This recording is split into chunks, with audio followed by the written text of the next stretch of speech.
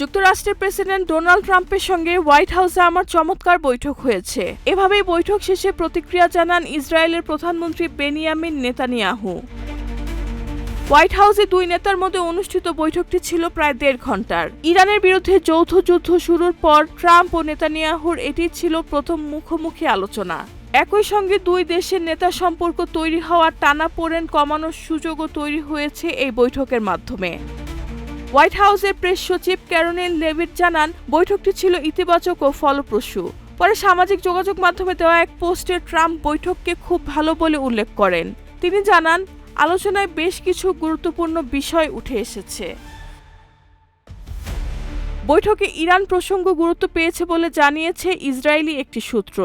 Netanyahu ট্রাম্পকে জানান, Iran যদি ইসরায়েলে হামলা চালায় তাহলে তারা জবাব দেবে। তবে পরবর্তী পদক্ষেপের বিষয়ে ট্রাম্পের সিদ্ধান্তের উপর আস্থা রাখবেন বলেও জানান তিনি। বৈঠক শেষে নেতানিয়াহু বলেন, এটি শুধু আনুষ্ঠানিক সাক্ষাৎ ছিল না, বরং দুই দেশের অংশীদারিত্ব, পারস্পরিক সমর্থন এবং ইরানের পারমাণবিক সক্ষমতা ঠেকানোর বিষয়ে বোঝাপড়ার আলোচনা হয়েছে। রাজনৈতিক চাপের মধ্যে অনুষ্ঠিত এই বৈঠককে যুক্তরাষ্ট্র ইসরায়েল সম্পর্কের জন্য তাৎপর্যপূর্ণ হিসেবে দেখা হচ্ছে। রেহানা বেগম, প্রজন্ম 24।